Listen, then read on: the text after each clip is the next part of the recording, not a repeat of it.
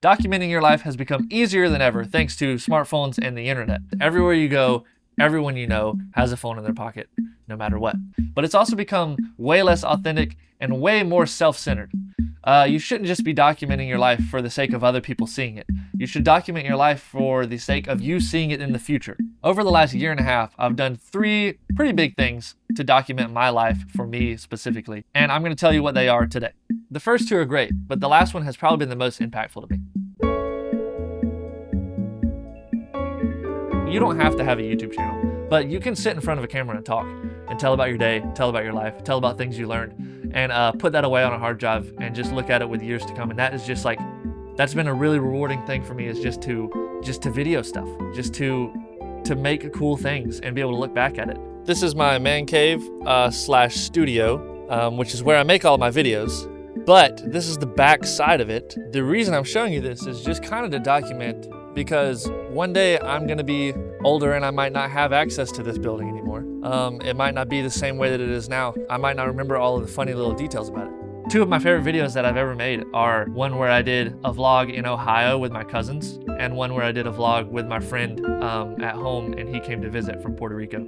And those 2 videos have just been so fun to make and to watch over and over again, and remember the funny little details that I never would have been able to remember had I not videoed the whole thing. But it's basically just an old shed that we turned into a man cave, and then that kind of just became my studio for videoing things and having people over and watching movies and doing fun stuff like that. What's funny about the back of this building is that it's not a true representation of the joy that I've had on the inside. It's kind of, there's big cracks in it and stuff, and it's painted white, which is funny because the front of it's painted red. It's important to me, I guess, to document the raw parts of life, the authentic parts, because I'll never be able to remember the fact that I just came back here and swept away all these leaves and stuff. I'll never be able to remember that one day when I'm really old, but if I document it, and as long as the internet stays alive, then I'll be able to remember that. And I think that's pretty cool. Another great way of documenting your life with video is just like an old digicam.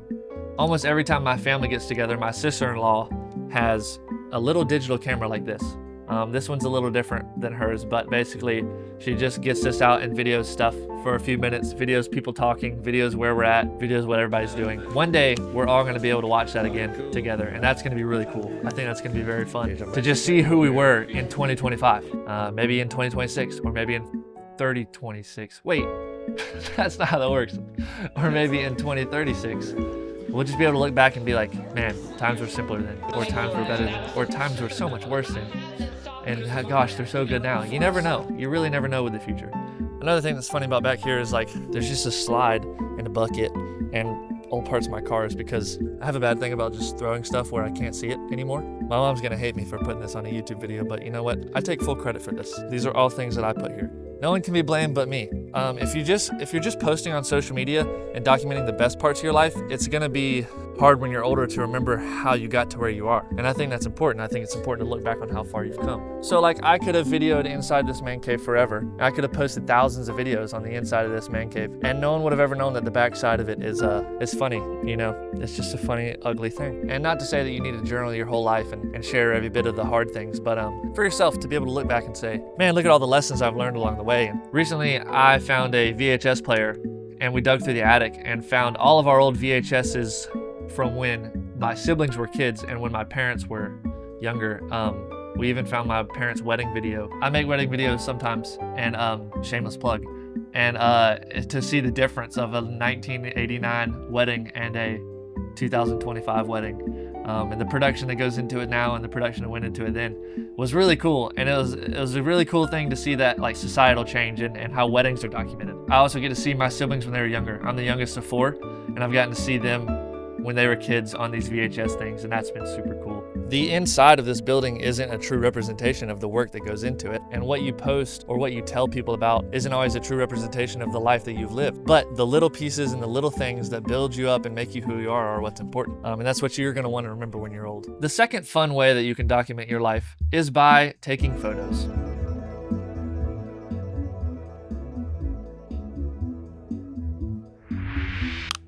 This is a box.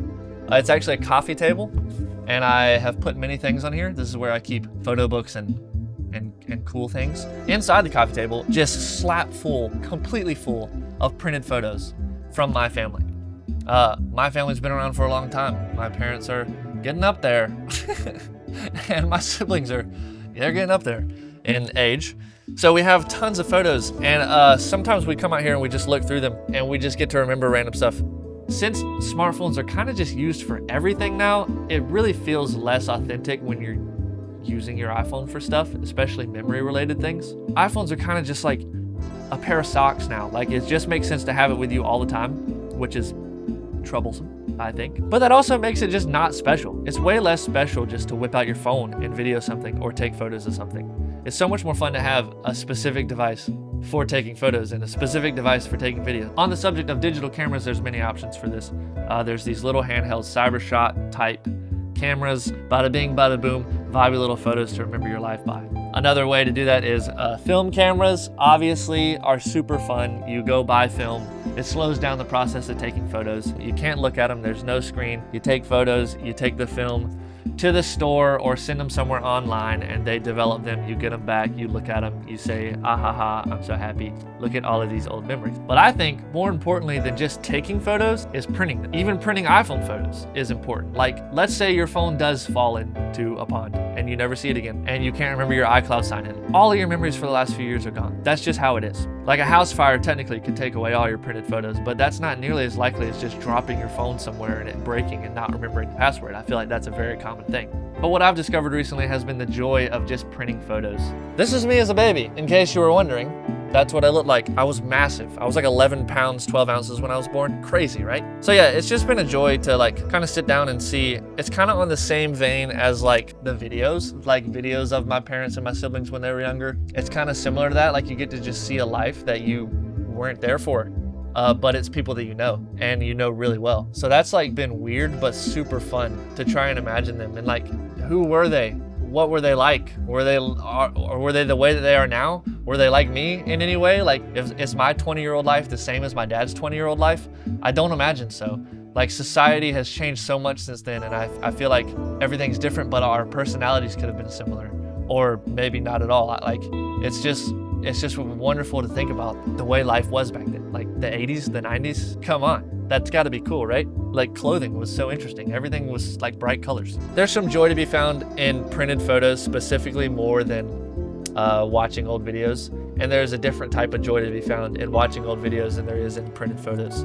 I think watching old videos, you're more locked in on what's happening. But when you're with people that experience the photos and looking through the photos with them, that's when you get to have community and connection, because people get to talk about the photos and they get to tell you about them, tell you what they thought about the experience or what was there or what was happening. And I think that that's so cool. So yeah, switching back over to Studio Jake now. It's such an authentic way to just hold a memory in your hand. Like, there's millions of things just to see on your phone. There's so many things to see that it all just feels unauthentic. To hold a printed version of a photo you took in your hand and to look at every part of it and just be like, at some point, I lived this. That is like a really rewarding experience. At the place that I get my film developed, they have books like this that you can buy and put photos in. And this one holds 200. I had a 6-week internship, which I'll talk about in a minute. Basically, I took a lot of photos while I was there, and I just printed my favorite 200 and put them in this. And so this book is dedicated just to that 6 weeks and just to that internship. The other day I was showing my mom them all, and we got to look through them together. And with like each photo, I could just tell you, I could look at it and tell you what we were doing, why we were there, what happened, funny things that people said or funny things that happened. And that has just been super cool. It's commonly said that every photo holds 1,000 words or something like that. A photo's worth 1,000 words. A picture's worth 1,000 words. I don't know why I couldn't get that out. And it really is. Like, I could just talk for a long time about each one of these photos, I think. Each one could remind me of a story. That's just like so enjoyable to look back on your life with these photos and be like, man, I've had so much fun. I've met so many cool people and I've done so many cool things. And it'll all just go away in my mind, because in my mind focuses on today and my mind worries about the future. And if you're not careful, your mind will forget to think about the past and to think about the good things about the past. The last authentic way to document your life has been really important to me because I've been able to document it very authentically. I can put kind of whatever I want into this, and I can say the things that I want to say. And I think that that is really important. I started this notebook on July 14th, 2024, and today marks an important day because I'm actually ending it today, September 19th, 2025. And the reason I'm ending it is not actually because I finished it, not because there's no more pages left. There actually is some empty pages. The reason I'm finishing it is because I think that the story in this notebook has come to a close. Over the last year, I've done a lot of things and I've gone a lot of places and I've learned a lot. But this book kind of covers the youth conference that I mentioned earlier. And the reason that that's been going on for a whole year of documenting my life in this book is because the day that I started this notebook was when I attended this youth conference as a student. And that was one of the most impactful weeks of my entire life. I learned so much about myself, about the God that I serve, and about how to be in relationship with other humans. That was super cool and super impactful. And that charted me on a course of growth. From that moment, things have just been different. So I got to just write down everything that happened that week. And I journaled all of it and I wrote down everything that I learned as much as I could. And that takes up about this much of the book, that much right there. And then that's the end of that section. And I consider that chapter 1 of the last year of my life. And chapter 2 is titled Just Life. That's a hard place to be in after such a spiritual high. It's just kind of hard to come back to normal. But I did. I came back to normal. And I wrote things down, and then I ghosted my notebook for a long time. Anytime I look back in this notebook, there's a version of myself that's learning. That's who writes this notebook. Dang. So anytime I get a chance to just look through it, I learn something again. And I've learned so much just from learning again, from looking through this and being like, man, I learned that then and now I'm learning it now. And that's been so important to me. So chapter 2 is Just Life, and Just Life was hard. Nothing hard happened. It's just hard to live with yourself. After becoming such a good person during this, to live up to the expectation of that during this is really difficult. But I did it. So Just Life happens, and I journaled it. I wasn't attending seminars every day anymore, so there wasn't as much to learn and write down, but I journaled what happened. So with the first chapter of this book, I get to look back at so much that I learned. Just constant learning for 2 weeks straight at that conference, just learning, and growing. Fast. So for the next chapter, I just get to look at trying to navigate that growth. And that was a hard time for me. And I just get to see the funny little things that I did every day. Got coffee and cut grass. So I need a car. I found a Tacoma. My car's falling apart. By the way, I'm still driving my car. Got some editing done. Finished the first year photography video. Watched Dick Van Dyke. Yesterday I cut grass again. Thrifted a photo book. And then me and Tyler watched a movie at my house. For that time, I just get to look back at memories. After a long period of just wrestling with like, what do I do? How do I apply what I've learned to my life? How can I live the life that I want to live? I started to question a lot of things. I started to question, should I even continue making videos? And so here I have a bunch of things written down of just like reasons to keep making videos and reasons to stop. The reasons to keep making them, one, by a lot. And so here I am making another video. And then I ghosted my notebook for a long time, and I didn't write anything for a long time.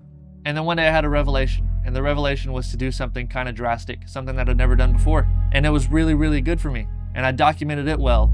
And I made it into a video, and I'm still working on it to this day. I should be working on it right now, but instead I'm making this video. So hopefully one day you'll get to see it. But then that's what I did for 9 days in this notebook. I documented that. Then it was December, and I wrote down some goals, and I started a new challenge for myself.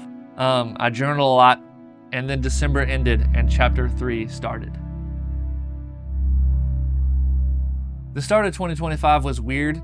The reason that I say that youth conference was a whole year's worth of documenting is because in October I applied to be an intern with that organization. I had to wait for a long time. I actually didn't get the internship, and then I did, which was funny. So I ghosted my notebook pretty much from December to about March. And March was when I think when I found out that I had gotten the internship. And so then it was like, all right, so now for 6 weeks in my summer, I'm gonna be doing something different. I'm gonna be living a life that I have not lived, except for the 2 weeks that I was there as a student. And that if that was the best 2 weeks of my life, then I know that this 6 weeks is gonna be pretty darn great. So I was like, I don't wanna just kind of live a crappy lifestyle until I get there and then be impacted and then have my life change when I'm there. I was like, I'd kind of like to work up to being there and to be already on a progression of growth. So by the time that I get there, that just opens the floodgates for me. And that's exactly what I wanted. So I kind of prayed through that idea. So I really didn't do much and really didn't document much, but I was on a progression of growth and I tried to be as productive as possible.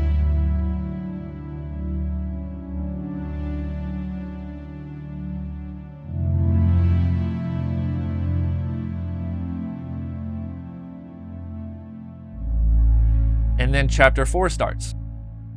And I started by writing down names of everyone I met. And I started by journaling and writing down the things that I learned that were most important to me. And that was kind of the common theme. But I learned a lot of heavy things, and I learned a lot of hard things about myself. And I went through some random stuff that I didn't expect, which was great. Coming out of that experience for 6 weeks, I knew that it would be the exact same thing when I got home as it was the first time I went, and that it would be trying to apply what I learned to normal life. If there's a life that I want to live, if there's a man that I want to be, I have to take action to be able to do that. And that's tricky. As long as you're honest with yourself and you have a community that you can be honest with, then you can do that. You can take the action that you need to do. You can become the person that you need to be. We come to this empty part. And the reason that it's empty is because I just didn't want to finish this notebook. I think that this notebook finished itself. When I came home, I wrote down a couple more things that I'd learned about the trip and a couple things that I thought about. And then the last thing I did was I wrote kind of a short story about the experience of leading up to a spiritual high like those that I'd been on, and the coming down from that. And that's how I ended this notebook. That was just the other day that I finished that little short story. And I've never done anything like that. I don't be writing short stories and stuff. I'm not a poet. I'm not a poetic guy, you know? Maybe I am, secretly. And so I felt like that was a fitting end. And the reason I tell you all of that is so that you can know that journaling doesn't just have to be writing down what you did that day, or writing down your biggest secrets, or writing down all of your little feelings. Journaling can be a documentation of your life. And from here to here, I have my life for the last year, and the hard things that I went through, the hard things that I thought, and all of the things that I learned. Basically everything I learned is just in this book. And so just to read through this and be like, oh man, that's a good lesson. That's a good lesson. That's a good lesson. That's a good lesson. Fast. It's just so important. And I hope that other people have a way to do this and a way to live that out, because it's been so important to me. Gosh, I just wish everyone could do it. Now this kind of falls into the same plane of like, if it fell in a river, you'd never have it again. But that's why you just keep doing it, and you have like 15 notebooks, which gets to the next part of this video. Since I finished that notebook, and since I wrote down the finish date, I got a new notebook. Like I said earlier, I didn't actually finish it. I just wanted to stop it because I think that's an old part of my life.